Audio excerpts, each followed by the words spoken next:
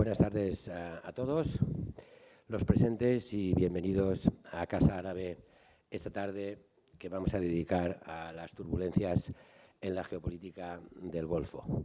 Lo primero que quisiera decir es agradecer de verdad a todos los presentes por su asistencia.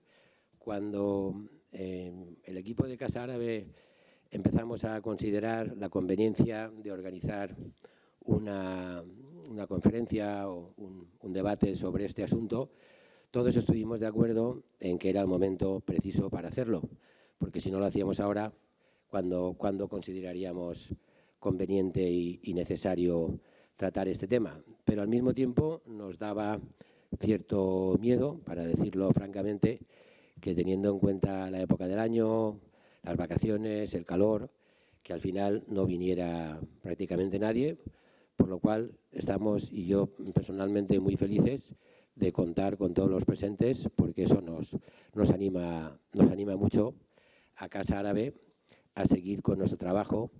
Cuando yo estaba pensando en la breve introducción que quería hacer esta tarde a nuestros dos ponentes, me acordaba del inicio de una obra de Kant, que es la Ilustración, en donde la definía como, utilizando una cita latina, sapere aude, hay que atreverse a saber. En otras traducciones, hay que atreverse a pensar por uno mismo. Pienso que esto es muy adecuado recordarlo hoy, tanto para estas dos ponencias que vamos a escuchar, como para resumir un poco el espíritu y la voluntad de Casa Árabe, que es precisamente esa, suministrar una información y un conocimiento que permita a las personas interesadas en estos temas formarse su propia opinión y tener su propio criterio. Vale.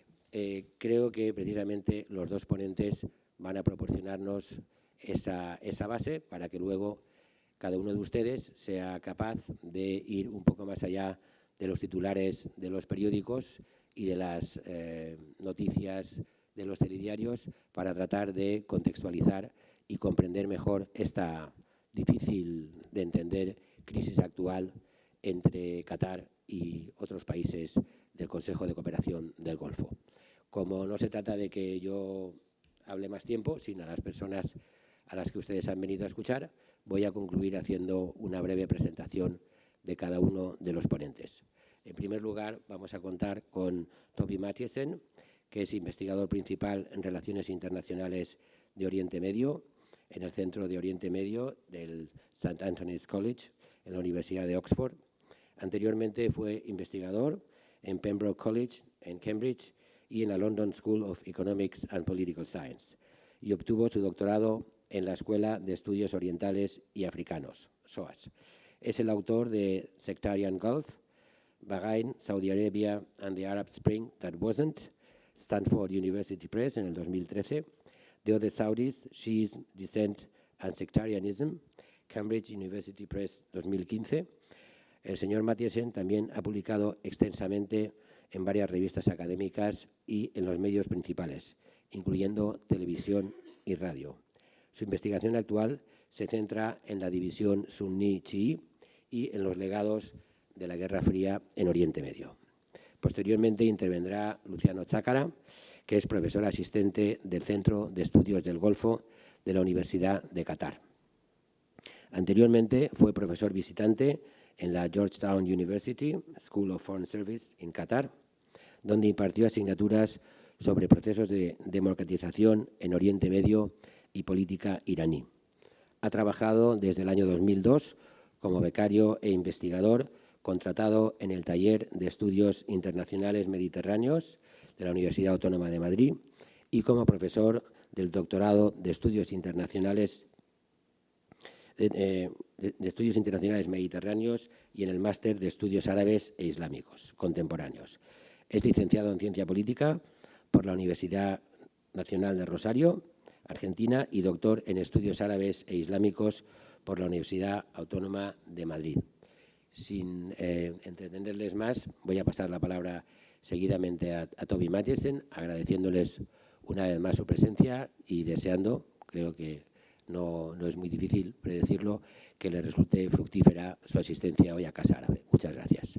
The floor is yours. Muchas gracias. Muchas gracias por esta invitación y por la oportunidad de dirigirme a ustedes. Voy a tratar de explicar, junto con mi compañero Luciano, la crisis, sobre todo desde un ángulo histórico. Los recientes eventos, la reciente crisis diplomática en el Golfo en las últimas semanas no tienen mucha lógica ni para los que lo vemos desde fuera ni para los expertos, porque se trata de monarquías hereditarias, países vecinos que en general y a grandes rasgos tienen economías y sistemas políticos semejantes y hasta hace un mes eran grandes aliados, miembros del Consejo de Cooperación del Golfo, de la que son ambos cofundadores, y donde querían establecer una política exterior común. Así que, desde ese punto de vista, no tiene mucho sentido. Es algo así como si un Estado miembro de la Unión Europea o un grupo de Estados miembros de la Unión Europea se enemistaran contra otro. Y por lo que hemos visto en la Unión Europea en el último año, incluso un poco antes, ya la cuestión desde luego no tiene ni punto de comparación. La situación es muy tensa en el Golfo. Es difícil de explicar en general porque tiene que ver con muchas cuestiones distintas que voy a enumerar ahora al comienzo. Por un lado, tenemos que pensar en las relaciones entre un Estado muy pequeño y los estados hegemónicos regionales, las grandes hegemonías de la región. Todo tiene que ver con la historia del Consejo de Cooperación del Golfo y del Golfo más en general, y también con la evolución y los acontecimientos en el Islam político y en el nacionalismo árabe, un poco la agenda que han desarrollado los Estados Unidos en la región en las últimas décadas. Es bastante difícil de explicar por qué ha hecho su irrupción esta crisis ahora, pero vamos a intentarlo. Los estados del Golfo han surgido todos de una historia de o bien alianzas con el Imperio Otomano, con el Imperio Británico, diferentes tratados entre las distintas familias gobernantes de la región que aseguraban que las distintas familias que primero solo controlaban pequeñas ciudades portuarias, luego consiguieron perpetuar su poder al siglo XIX, luego al siglo XX y convertirse en Estado. Y todo esto gracias a su relación con las distintas potencias imperiales, potencias globales. Su situación es única en el contexto global, porque estas monarquías no solamente han sobrevivido a las reformas, y es que además en estos países los monarcas de verdad son los que gobiernan, son los que reinan. Después de que abandonara militarmente el Golfo, el Imperio Británico fueron inmediatamente sustituidos por los Estados Unidos. Esto fue en la época de la Guerra Fría. La mayoría de estos estados, sobre todo Arabia Saudí, se convirtieron en un aliado crucial durante toda la Guerra Fría. Y hoy nos encontramos en una situación en la que todos los estados, salvo Egipto, cuentan con grandes bases militares americanas o presencia militar estadounidense, por lo cual esto es como una gran anomalía en términos mundiales.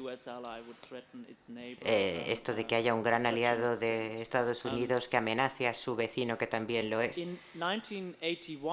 En el 81, los estados del Golfo, las monarquías del Golfo, decidieron crear el Consejo de Cooperación del Golfo, sobre todo a raíz de la revolución iraní y del establecimiento de la República Islámica de Irán, del otro lado de la región del Golfo, que ellos consideraban como una amenaza para ellos mismos, sobre todo porque la República Islámica de Irán quería empezar una revolución panislámica que fuera un modelo para todos los musulmanes y porque era especialmente popular en la época, sobre todo entre muchas de las poblaciones chiíes de los estados del Golfo, como Kuwait, Bahrein y Arabia Saudí.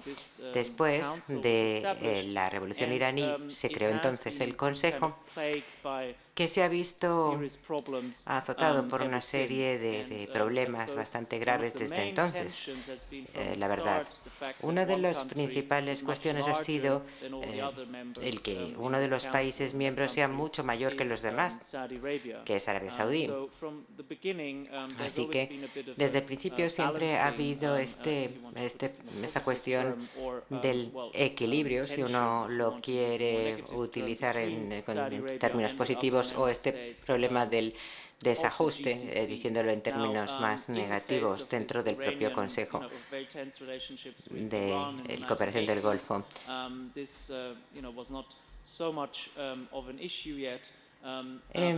Arabia Saudí, el problema en Arabia Saudí no era tan grave en los años 80, pero cuando se produjo la invasión de Kuwait por parte de Saddam Hussein desde Irak, ahí es cuando realmente se sometió al propio Consejo de Cooperación del Golfo a una prueba muy dura, porque uno de sus miembros se había visto invadido militarmente.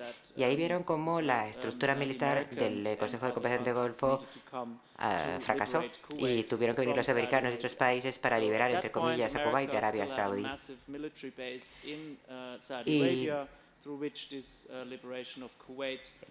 Y por la presencia precisamente de militar de Estados Unidos en Arabia Saudí, y con ese despliegue masivo de tropas americanas en Arabia Saudí para liberar Kuwait, se produjo luego una contrarreacción, movimientos islamistas que se galvanizaron y que criticaban a la familia real saudí por esa presencia enorme, por ese gran despliegue militar estadounidense. La base militar al final se cerró en los años 2000 y se trasladó en gran medida a Qatar. Algo que desde la perspectiva de hoy ahora puede que lamenten los saudíes que tuviera que ocurrir. En el 95, en Qatar, por su parte, se había producido un cambio de régimen. El padre del actual emir sucedió al antiguo emir, y en Qatar se creó entonces la base militar estadounidense más importante de la región, la base desde la cual, por cierto, la gran parte de la guerra de Irak se organizó, y también una parte importante de la guerra de Afganistán. O sea que realmente es una piedra angular de la arquitectura de seguridad de Estados Unidos a nivel mundial. El padre del actual emir de Qatar empezó entonces a convertirse ya en un actor principal, en un protagonista a escala mundial, por distintos medios: la diplomacia, el poder suave o blando, tratando un poco de desplegar su imagen de marca por todo el mundo, pues con patrocinios, entre otros. Por ejemplo, les podrá interesar saber que los países los participantes de países del bloqueo, por ejemplo, ya no pueden llevar camisetas del Barça, por ejemplo, para que lo sepan, por si les interesa. Y también intentaron llegar al público australiano, al europeo, a otro tipo de públicos. Una estrategia que Qatar comparte con los Emiratos Árabes Unidos, que han hecho cosas muy parecidas por el mundo, y otros estados pequeños también, como Kuwait, y hasta cierto punto también los saudíes. Es decir, para los que no eran de la región, a todos les parecían muy similares todos estos estados del Golfo. Les parecía que querían más o menos todos lo mismo, querían ser visibles en la escena mundial, querían que se les tuviera en cuenta como interlocutores importantes en la región y a veces pues también tenían una agenda común, como por ejemplo en el caso de Siria. En los años 90, los años 2000 fueron el periodo en el que Qatar un poco surgió dentro de la región como un jugador importante, un actor importante dentro de la región y a nivel mundial. Por no hablar de Al Jazeera, que también es la manzana de la discordia, una de ellas en la situación actual, pero ha revolucionado en los últimos años la forma en que funcionan los medios de comunicación árabes, cómo se debate y se plantea la política en el mundo árabe. Y antes de la eclosión de las redes sociales, Al Jazeera era todavía mucho más importante de que a lo mejor lo pueda ser ahora, incluso. Pero aparte de Al Jazeera, pues se crearon también en Qatar toda una serie de institutos de investigación, de think tanks y grupos de analistas. Todo esto hizo que Qatar pues empezara a entrar en trayectoria de choque con el resto de sus vecinos, debido a sus alianzas de larga duración con distintos movimientos políticos que de hecho tenían problemas entre ellos también, porque Qatar no ha tenido siempre una única política exterior o ha apoyado solo una tendencia política. Una de las cosas que han hecho, que han estado haciendo, ha sido hablar con distintos de los bandos en distintos conflictos y organizar cuestiones, organizar charlas y conversaciones de estos con Estados Unidos. Por ejemplo, se les ha acusado de haber dado acogida a muchos de los líderes talibanes cuando estaban negociando con Estados Unidos, y también se les acusa de haber participado en otros esfuerzos de mediación. Pero básicamente lo que han hecho, y ese es el aspecto de la historia que mucha gente conoce, pero sobre todo han apoyado las tendencias de los hermanos musulmanes dentro de la región. Y al mismo tiempo fueron también invitando a los grandes nacionalistas e intelectuales árabes para crear estos grandes think tanks, estos grandes institutos en Doha, y a personas de otras mentalidades ideológicas. Y además se ve complicado todavía por otra cuestión, y tampoco les quiero confundir mucho, pero algo que nos ha dicho mucho es que oficialmente Qatar es un país wahabista, es decir, que sus instituciones religiosas descienden de Muhammad al-Wahhab, que es como el patriarca de la ideología musulmana también en Arabia Saudí. Es el único otro estado de la península arábiga que es wahabista, igual que Arabia Saudí. Así que también hay bastante rivalidad en cuanto al legado del movimiento wahabista entre ambos países, algo de lo que no se habla mucho en los medios tampoco. Pero Qatar ha apoyado a toda una serie de ideas en el mundo árabe, en el mundo del Islam político, como los hermanos musulmanes. Pero bueno, han creado muchos institutos de pensamiento, de investigación, think tanks, y también que han apoyado mucho el desarrollo de toda una serie de movimientos en la región. Y aunque no de manera demasiado abierta, pero hasta cierto punto no han sido tan negativos, no fueron tan negativos en cuanto a la cobertura que le dieron a la insurrección en Bahrein, en donde hubo realmente un levantamiento masivo. Y esto también se les ha achacado a ellos. Una de las críticas que estos otros 4 estados están con las que están increpando a Qatar. Entonces, bueno, pues este es un poco el contexto en el que se ha planteado el conflicto. Qatar ha empezado a tener una visión distinta de cómo tenían que ser las cosas, distinta a la de sus vecinos, sobre todo con respecto a la visión de Arabia Saudí. Lo más destacado, que también se ha hablado mucho en la región, es la cuestión de Egipto. Qatar apoyó allí primero el movimiento de protesta y después al gobierno de Morsi, y también dándole un gran respaldo financiero a su gobierno, y después del cambio de régimen fue considerado estado non grato, si es que esto existe en relaciones internacionales. Y ahora Egipto es uno de esos 4 países. Pero claro, este es un Egipto que ha pasado por una serie de oleadas de varios cambios de régimen, que no es un Egipto que tenga mucho que ver con el que había en 2011, de 2011 a 2013, cuando lo apoyaba Qatar. Otra rivalidad importante es la de Libia, en donde los Emiratos Árabes Unidos y Qatar han respaldado allí distintas fuerzas, y esto está conectado con Egipto, porque el general Haftar se ha considerado como el actor apoyado por el Consejo de Cooperación del Golfo y por Egipto, por el régimen de Sisi también. Luego, el apoyo de Qatar para la reconstrucción de Gaza y Hamas como movimiento político.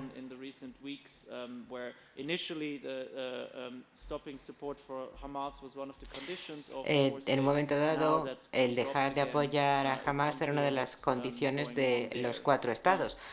Ahora parece que ya no lo exigen. No queda claro cómo están las cosas por el momento.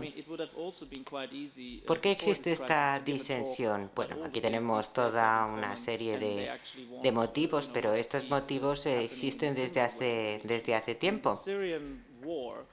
Pero la guerra en Siria ha sido la cuestión dominante en Oriente Medio, y sigue siéndolo hasta cierto punto.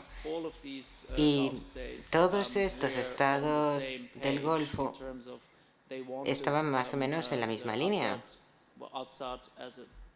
Todos querían que el presidente Assad desapareciera y que el régimen de Assad fuera desmantelado. Arabia Saudí y Qatar tenían sus divisiones en Siria, pero no podemos decir que los saudíes fueron los únicos que respaldaran a los rebeldes laicos en Siria y los cataríes los únicos que apoyaran a los rebeldes musulmanes con visiones negativas de los alawitas y de los cristianos.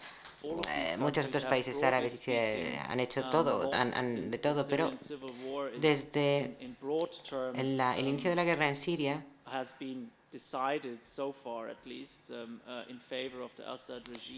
parece que con las grandes pérdidas que se han producido, parece que las tornas han favorecido a Assad y a su respaldo internacional. Y ahora esa cuestión, bueno, pues se ha vuelto a esas diferencias que existían entre los estados del Golfo, se han acentuado aún más. También está en la implicación de Estados Unidos, no lo olvidemos, esas bases americanas. No es por casualidad que se ha planteado esta cuestión recientemente después de la visita de Trump a Riad. Esto lo habíamos tratado de plantearnos el por qué ha surgido toda esta cuestión ahora. Tiene que ver con el nuevo príncipe heredero en Arabia Saudí, tiene que ver con tratar de dar una imagen clara ante el gran público de estos 4 estados. Por eso esta alianza anti-catarí. Pero la visita de Trump ha sido un poco el detonante de esta escalada. Y hasta cierto punto esto es bastante contraproducente porque Trump fue a Riad para asistir a una gran cumbre de jefes de Estado de países islámicos y salvo 2 o 3, prácticamente todos los jefes de Estado de los países de mayoría musulmana asistieron a esa reunión de Riad. Y todos coincidían en que había un gran país malo en la región, que era Irán, y que todo el mundo tenía que aliarse en contra de Irán. Y luego Trump decía, hay un Estado que es el que está patrocinando el terrorismo en todo el mundo, ya saben ustedes a cuál me refiero. Y bueno, y la gente, todo el mundo murmurando y susurrando, ¿quién dirá? ¿A quién se refiere? Y luego dijo Irán. Y ahora parece que resulta que el único gran patrocinador del terrorismo de todo el mundo es Qatar. En fin, termino un poco en tono un poco menos serio que al principio de mi presentación. Estamos todos un poco desconcertados con esa situación. Simplemente he tratado de darles una serie de brochazos de cuál es la situación entre los 2 estados, sus gobernantes y las ideologías de la región. Gracias.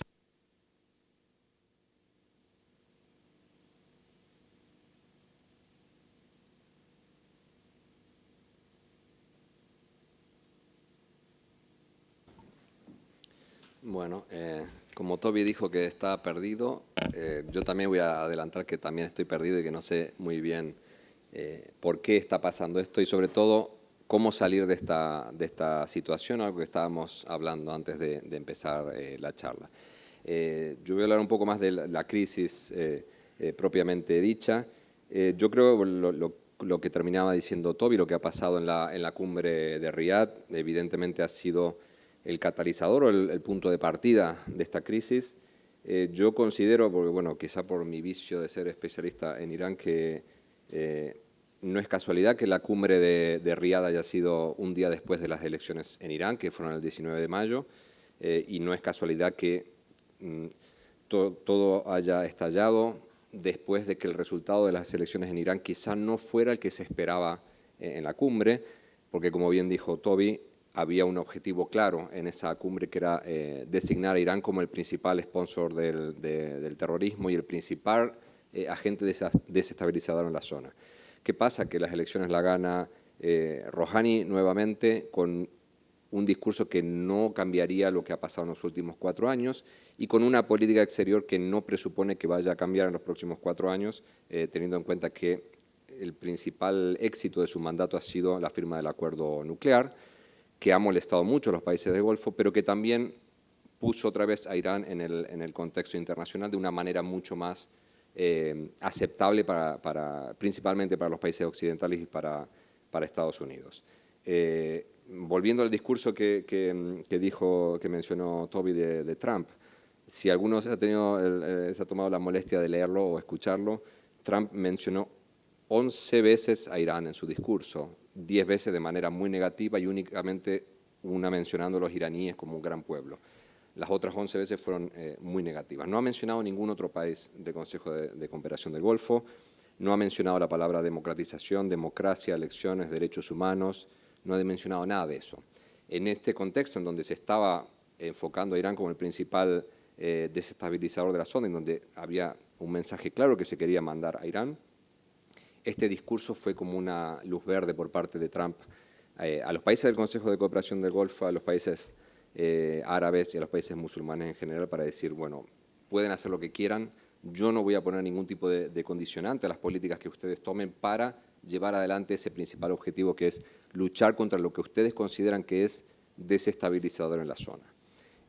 Lo que pasa es que lo que se considera desestabilizador, y ahí voy a volver más tarde a este tema, es qué es desestabilizador y desde qué punto de vista. Una cosa es ser desestabilizador desde el punto de vista de las relaciones internacionales, de las relaciones bilaterales, y lo otro desde el punto de vista interno. Y yo creo que la principal clave aquí está analizarlo desde el punto de vista interno. Cualquier cosa que sea peligrosa para la estabilidad de los regímenes políticos, para la estabilidad de las familias gobernantes y para la estabilidad de los gobiernos o de los gobernantes de turno, es, digamos, es una amenaza que tiene que ser combatida a toda costa, con cualquier elemento y ante cualquier tipo de enfrentamiento que se pueda dar. Por eso digo, no es casualidad que todo esto haya pasado 19 de junio, el 19 de mayo, 20, 21 de mayo y la crisis que empieza apenas unos días después, con algo que todavía no queda muy claro, pero que ya todo el mundo se ha olvidado, que es que la Qatar News Agency supuestamente fue hackeada y aparecieron 3 comentarios muy breves de un supuesto discurso que dio el Sheikh Tamim en la ceremonia de graduación de la Escuela Militar de Qatar, si no me equivoco, que toda la gente que conozco y con la que he hablado me dice, nunca el jefe de gobierno o el jefe de Estado da un discurso en esa fiesta de graduación, por lo tanto es imposible que haya dado un discurso. Estos 3 mensajes que teóricamente fueron producto de un hackeo de la web de Q&A, se relacionaban a un comentario sobre Irán, a otro comentario sobre Israel y a otro comentario sobre Trump o Estados Unidos.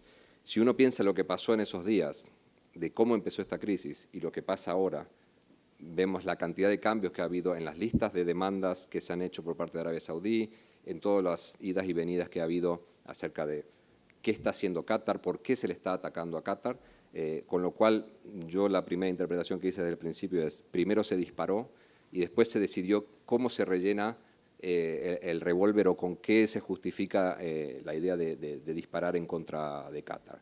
Esto no es por defender a Qatar específicamente, pero sí para tratar de entender por qué surgió esto en este momento.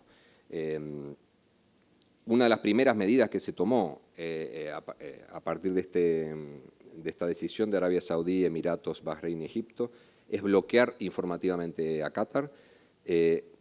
Apenas se tomó esa decisión, Al Jazeera y cualquier otro medio de comunicación qatarí fue bloqueado en los países bloqueadores, no sé cómo decirlo.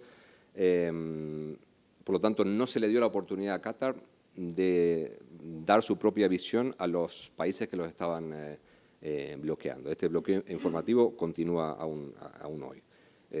Lo cual también da una pauta que también mencionó Toby, que Al Jazeera siempre ha sido muy problemática, no solo para Arabia Saudí, sino para todos los regímenes de la zona, y también hace entrever que Al Jazeera siempre ha molestado y que ahora se metió dentro de esa bolsa una vez que se disparó.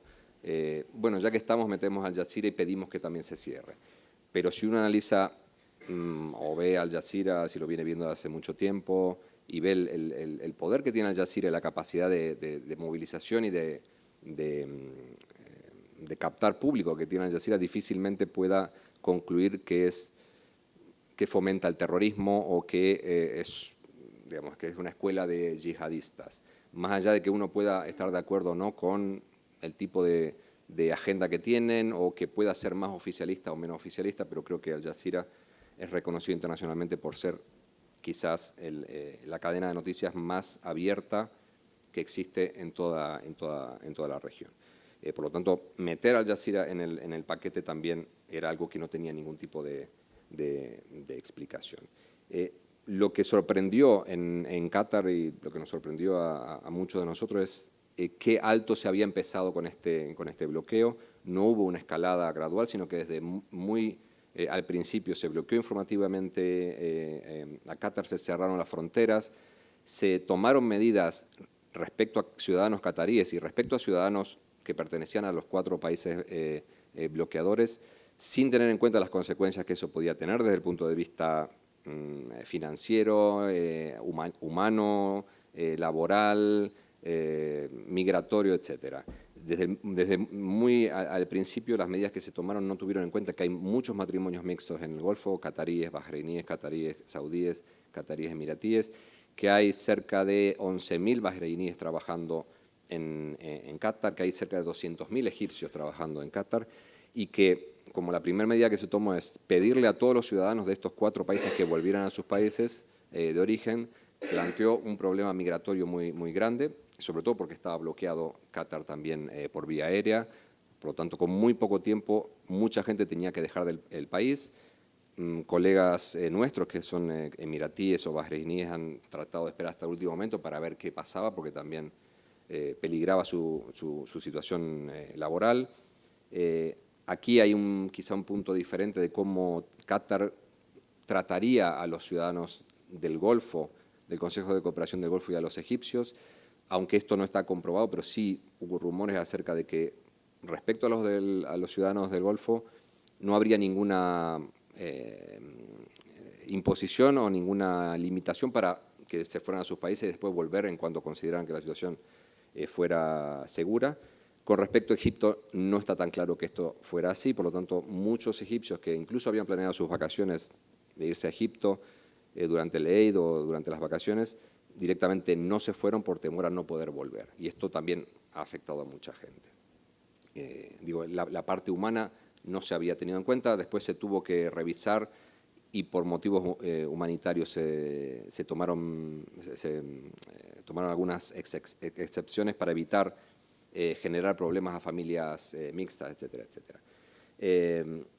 Ahora bien, cuando comienza todo esto, y aquí entra el rol de Estados Unidos, Trump lo primero que hizo es apuntar directamente a Qatar diciendo, bueno, ya tristemente célebres tweets diciendo, si todos los dedos apuntan a Qatar, quizás sea Qatar el principal sponsor del terrorismo, algo que yo cuando lo vi dije, bueno, esto ya se está saliendo de madre, y creo que fue, si el anterior discurso fue la luz verde, este fue ya el empujón definitivo para que Arabia Saudí viera que no iba a haber ningún tipo de limitación por parte de Estados Unidos. Por suerte eso no ha sido así, o no ha sido así en las últimas semanas, y la Casa Blanca y principalmente el Departamento de Estado han mostrado una iniciativa mucho más lógica para tratar de apaciguar la situación. Pero estos tweets de Trump se puede decir que han abierto la veda para que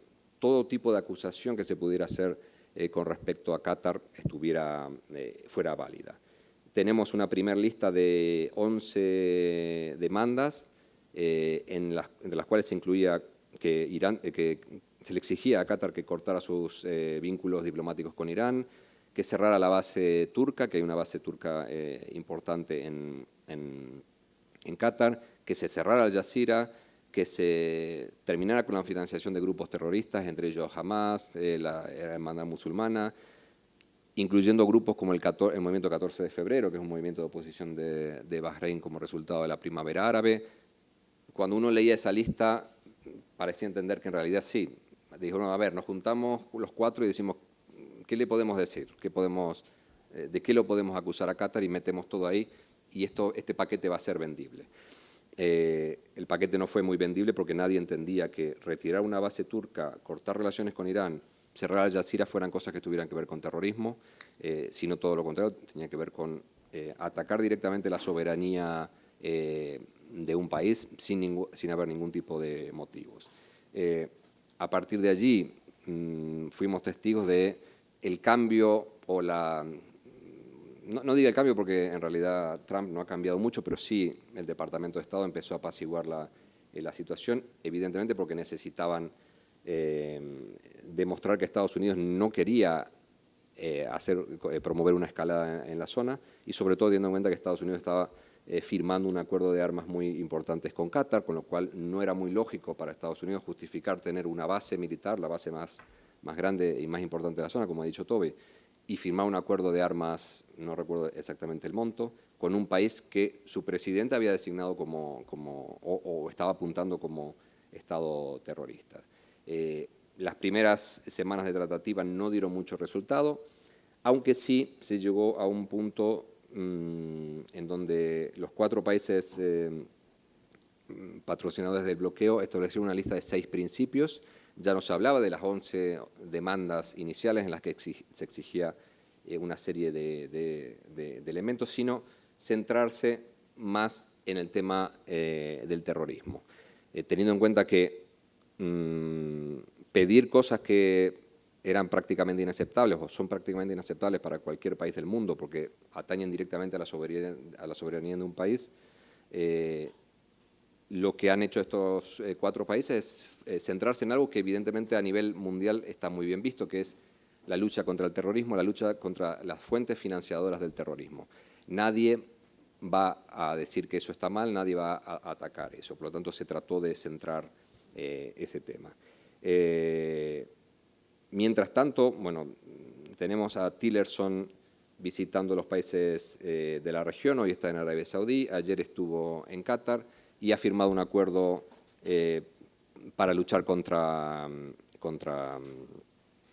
el terrorismo. Bueno, olvidé mencionar la cumbre que hubo en el Cairo el miércoles pasado, si no me equivoco, en donde Qatar envió su lista o su respuesta totalmente negativa a todas las demandas anteriores que habían emitido los 4 países, con lo cual la situación sigue estando en la misma, en el mismo bloqueo, en el mismo punto muerto desde casi el principio. Con esta visita de Tillerson y la firma de este acuerdo en contra de la financiación del terrorismo, creo que se ha perdido una oportunidad casi única en este sentido, ya que por primera vez había algo que estaba haciendo directamente Qatar y que tenía como contrapartida a Estados Unidos, que podría haber servido como un elemento para ser considerado como un primer paso de las demandas que se estaban pidiendo por parte de los 4 estados. Estos 4 estados han dicho, no nos basta, no es suficiente, ni siquiera han reconocido que podía ser un primer paso para destrabar la crisis. Por lo tanto, estamos casi en la misma situación que anteriormente, sin que ni Qatar haya dicho que acepta o reconoce ninguno de los puntos y demandas que establecen estos 4 países, y por otro lado, sin que los 4 países hayan cambiado ni un ápice su intención o sus demandas respecto a Qatar. Ahora bien, estamos en esta situación, en un punto muerto en el que no sabemos muy bien hacia dónde podemos ir. ¿Cuál ha sido el impacto o cuál está siendo el impacto hasta ahora de esta crisis en Qatar y en la región?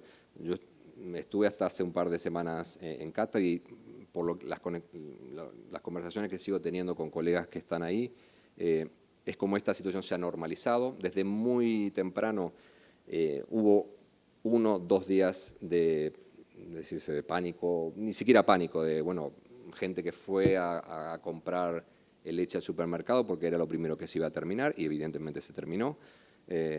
Pero al segundo o tercer día ya estaba casi todo normalizado, había leche que venía de Turquía, había fruta, verdura que venía de Irán, nadie ha sufrido ningún problema, no hubo escapada masiva de gente, el aeropuerto estaba muy tranquilo y prácticamente la situación se ha normalizado, sobre todo porque estamos en verano y mucha gente ya se ha ido de vacaciones, pero no hay ningún tipo de carestía alimenticia, logísticamente, áreas que no son fundamentales como la alimentación para la vida diaria, pero que sí son estratégicamente importantes como la construcción, prácticamente no han sufrido mucha demora.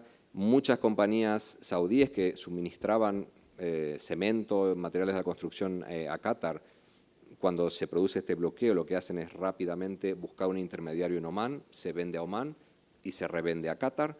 Evidentemente se encarece, los costos crecen y quizá el tiempo de entrega sea un poco más amplio, pero no se ha parado ningún proyecto por ahora. Por lo menos hasta hace poco, hasta la última semana que pude entrevistar y ver a gente allí. Todo el mundo imagino que habrá visto las imágenes o habrá leído sobre las 400 vacas australianas volando en Qatar Airways, me imagino que en primera o en business, que era algo que evidentemente no pasó en ese momento, sino que estaba organizado. Qatar es un país que no produce alimentos, por lo tanto hay un plan de desarrollo de de alimentos, de leche, de frutas, verduras, etcétera, que evidentemente requiere mucho más dinero porque tienen que traer prácticamente todo, hasta el agua, pero es un plan que viene desarrollando Qatar para garantizar la seguridad alimenticia. Lo que se hizo es apurar este trámite. En vez de traer las vacas por mar, se las trajo por aire, pero ya se pusieron en granjas que ya estaban acondicionadas a tal efecto. Con esto quiero decir que Qatar estaba más o menos preparado, o que muchos de los planes que se han implementado ahora para suplir los inconvenientes que ha generado la crisis ya estaban planificados o ya estaban medio planificados, porque Qatar tiene que garantizar su seguridad alimenticia, por un lado, y porque la crisis del 2014, que es algo que quizá podríamos también mencionar en las preguntas y respuestas, dio la pauta a Qatar de que no se podía confiar 100% en la amistad absoluta de Arabia Saudí. Ya en 2014 se le había impuesto y se le había condicionado a Qatar y se le había exigido que tomara ciertas medidas, que evitara entrometerse en los asuntos internos de los otros países, que firmara los acuerdos, no me acuerdo si eran antiterroristas, bueno, acuerdos de seguridad interna del Consejo de Cooperación del Golfo, y Qatar ha sido un poco reticente, aunque no ha sido el único. Kuwait tampoco lo había firmado y tampoco había pasado nada. Y en ese momento el discurso saudí, emiratí, había sido muy agresivo. Yo recuerdo debates por televisión en Al Arabiya y en otros canales emiratíes, en donde se amenazaba a Qatar con hacer lo que se está haciendo ahora.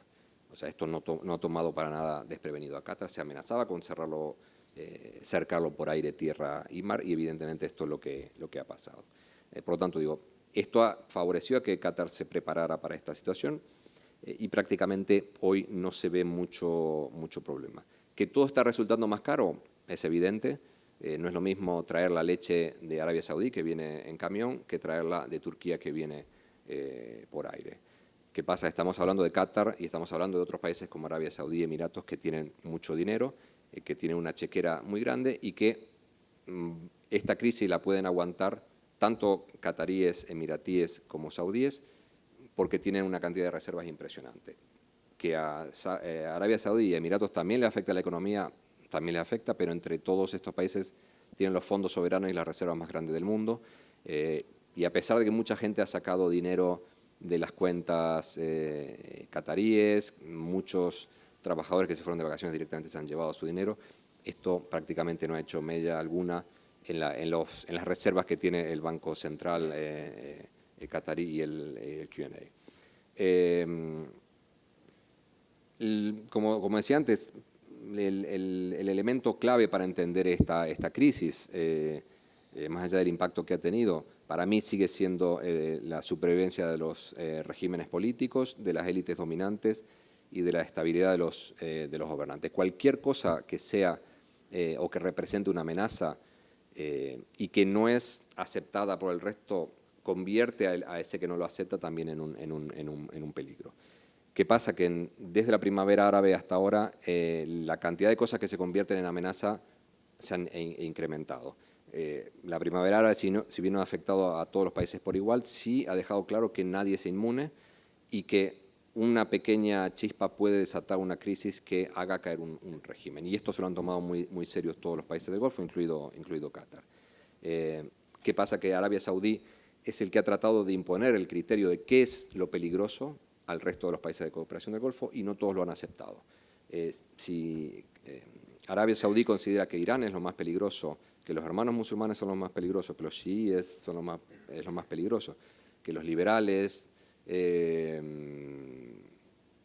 o islamistas, etcétera, tienen que ser aceptados por el resto de países de la región, y no todos lo aceptan. Kuwait, Omán y Qatar tienen distintas perspectivas acerca de lo que representa Irán en la región, de lo que representan los chiíes en sus propios países en la región, de lo que representan los hermanos musulmanes y de lo que representan los islamistas. Miembros de la hermandad musulmana son diputados o han sido diputados en Bahrein, también son diputados en Kuwait. Las relaciones de Omán y Kuwait con Irán son incluso mejores que las de Qatar. e incluso las relaciones de Emiratos con Irán son mucho mejores desde el punto de vista comercial con Irán, pero eso parece que a Arabia Saudí no le molesta tanto. Por eso digo que esto no es entendible, si bien Irán es un elemento clave en esta disputa y se ha acusado o ha apuntado directamente a Irán, creo que con el tiempo nos podemos dar cuenta de que no hay, o que el elemento iraní no es tan importante en esta crisis en particular, que aquí estamos hablando de supervivencia y de autoridad dentro del propio país. El hecho de que la sucesión de Mohammed bin Salman haya sido decidida en medio de la crisis se entiende únicamente dentro del contexto de esta crisis, de que hay que garantizar la sucesión y la supervivencia del régimen y de que todo el mundo la tenga que aceptar, dentro de Arabia Saudí y fuera de Arabia Saudí. Y este es el contexto ideal. En medio de una guerra en Yemen en que Saudi Arabia no está saliendo muy bien parada, en donde no se termina de definir, en un contexto sirio que como mencionó Toby, no está claro o cuál va a ser el resultado, por lo menos está claro que la posición saudí no es la más beneficiosa. Arabia Saudí está perdiendo cierta autoridad en la región y al perder autoridad como Estado, los que están perdiendo autoridad son los propios gobernantes. Por lo tanto, tienen que dar un golpe de efecto para decir, bueno, aquí somos los que mandamos y nadie puede oponerse a lo que mandamos, ni adentro del país ni afuera. Si afuera perdemos, adentro también nos van a cuestionar y sobre todo en un momento de transición a alguien que en este momento tiene 31 años, si no me equivoco, por lo tanto va a llegar al poder quizá con 40 años, cosa que nunca había pasado en Arabia Saudí, si no me equivoco. No sé si tengo mucho tiempo más, quería mencionar tres cositas muy pequeñas acerca del rol de Irán. Se mencionó, creo que es el principal beneficiado de esta situación, aunque se puede decir que no ha hecho nada, simplemente se ha beneficiado del caos que se ha generado sin que haya hecho nada más que hacer lo que hacen o que llevan adelante su propia política exterior, pero sin que haya hecho algo específico que moleste. El papel de Turquía, yo considero que el papel de Turquía aquí, y eso se podrá discutir en el turno de preguntas, no creo que haya sido el más feliz, porque el hecho de, si bien en Qatar han estado muy contentos con este apoyo explícito turco y la intención de mandar más soldados y más tropas a la base que se acaba de abrir ya, que no se ha abierto ahora, sino que ya estaba decidido y abierta desde antes, pero creo que en medio de este contexto enviar tropas es un mensaje mucho más beligerante y creo que se podría haber evitado para reducir la tensión. No decir, bueno, sí, si me atacan yo me voy a defender y tengo soldados, porque eso creo que no favorece mucho la situación. Y bueno, el rol de Estados Unidos, como mencioné antes, hay que diferenciar entre el rol de Estados Unidos como institución y como Estado, el rol que tiene la base Al-Udeid, que es una base mixta, no es una base solo americana, es una base mixta que está pagada totalmente por Qatar, por lo tanto Estados Unidos ni se plantea quitarla de ahí porque sería suicida desde el punto de vista financiero, pero creo que hay que diferenciar el rol de Estados Unidos institucional e histórico con el rol de Trump, que es bastante triste, por decir algo. Finalmente, y eso creo que pasará al turno de preguntas, ¿qué es el Consejo de Cooperación del Golfo y si hay futuro, si existe realmente? Como empezamos hablando de la creación del Consejo de Cooperación del Golfo, yo le preguntaría a Toby si él lo ve como que esto va a tener un futuro en el corto plazo.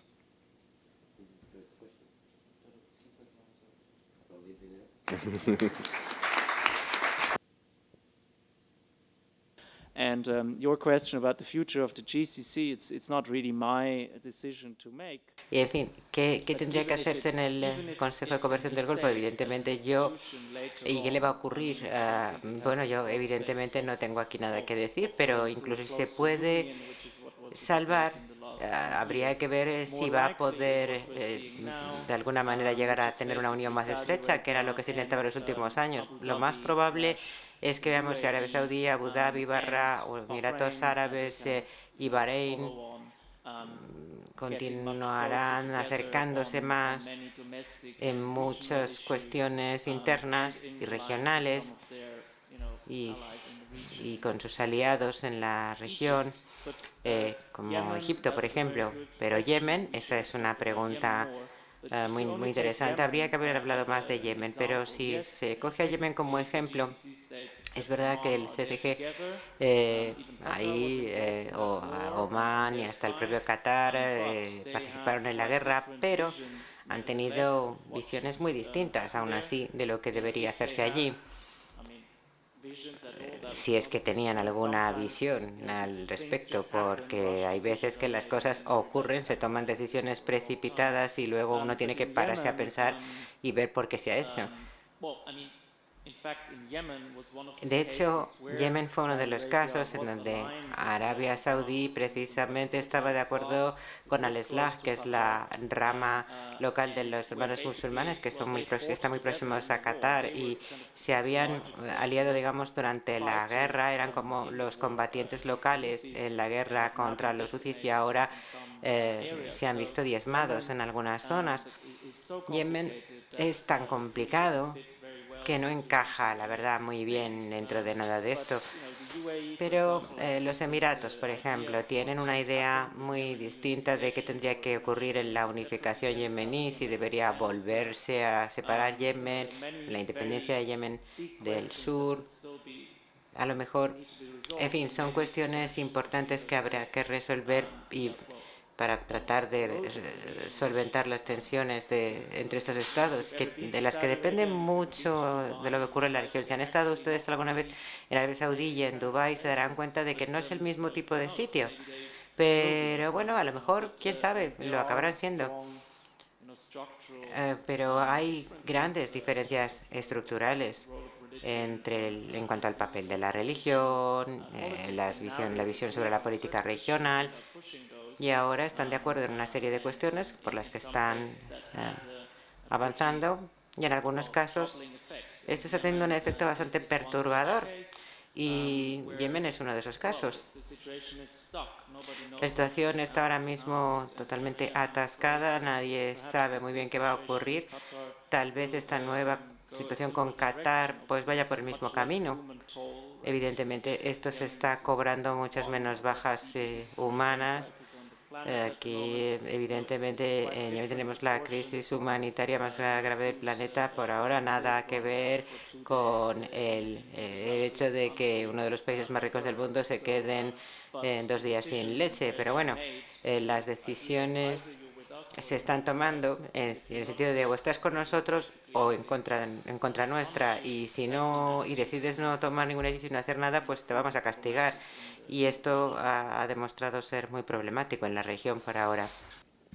Yo lo siento mucho, pero creo que todos los que estamos aquí de oyentes esperamos, aunque comprendemos que es muy difícil, algún tipo de comentario sobre cómo va a continuar esto, qué va a pasar, qué podría suceder, en fin. Siendo conscientes de la dificultad de la respuesta, pues nos atrevemos a insistir.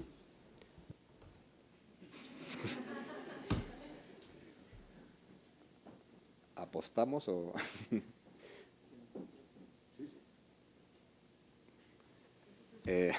Gracias. Yo lo decía el otro día aquí, cuando estábamos en otra reunión con Karim y otra gente, yo no soy optimista y creo que desde 15 días a esta parte creo que soy menos optimista que antes. Veo que las dos posiciones están muy firmes.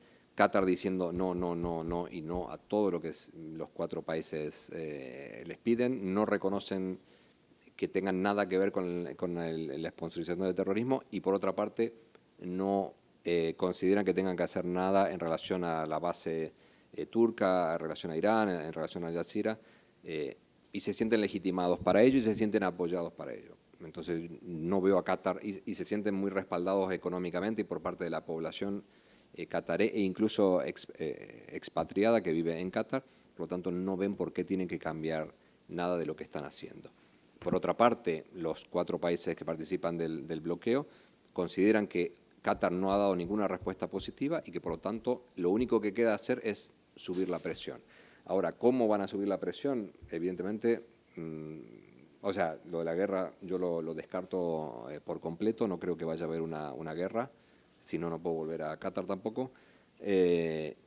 Pero sí creo que va a haber más presión diplomática, más presión, más lobby en otros ámbitos, que el rey Salman haya ido a la cumbre africana, aunque diga que no tiene nada que ver, evidentemente tiene que ver, y que empiecen a verse viajes o reuniones con jefes de Estado europeo, otro yo creo que va a ser bastante habitual, porque se va a tratar de presionar diplomáticamente, como mencionaba antes, que presionar a terceros para cortar los vínculos con Qatar. Creo que es el siguiente paso. No veo que vaya a ir para abajo, desgraciadamente, y creo que escalaremos un poquito. Pero no guerra. Well, I don't predict the future. Bueno, yo nunca he hecho predicciones ni pronósticos para el futuro, ni lo voy a hacer ahora, pero yo sé que esto le está perjudicando a todos los estados implicados, quizás salvo a Egipto. Pero a todos los estados del Golfo les está haciendo daño, porque al principio en todo el mundo se les veía un poco como un todo. Los australianos volando por ahí, por todas partes de la región, y no sabían ni qué diferencia había entre un país y otro. Esto es el Golfo, esto es con un motor económico y nada más. Y ahora están enconados los unos con los otros, lo que está causando dificultades para todo el mundo. Es costoso para todos los implicados y hay también muchas otras personas que están ganando mucho dinero con esto. La gente de los lobbies, los periodistas, las agencias de publicidad, todos los grandes periódicos, las vallas publicitarias en donde están cubiertas por Qatar Airways por todas partes. Yo creo que es contraproducente para los estados implicados. Ahora bien, eso no significa que esto vaya a acabar pronto, ni mucho menos, desgraciadamente. Yo no sé si con esto ya le sirve de respuesta. Digo, más que nada teniendo en cuenta algo que también fue mencionado, que lo mencionó Toby, aquí no está muriendo nadie. Entonces, es una crisis que mientras haya dinero se puede prolongar hasta que alguno de los dos diga, bueno, se me terminó la chequera. Pero mientras tanto, tampoco genera una controversia mundial. No es que el mundo está clamando para que se solucione esto. Como tú dices, bueno, que se peleen los países del Golfo, pues peor para ellos, pero a quien afecta, en definitiva, únicamente a ellos. Entonces, por eso preveo que esto va a seguir, ¿no? Muchas gracias a todos una vez más por su presencia. Espero que les haya parecido fructífero y que les haya dado algunas ideas o algunas informaciones de las que carecían. Esperamos verles pronto una vez más por Casa Árabe y que tengan un feliz verano.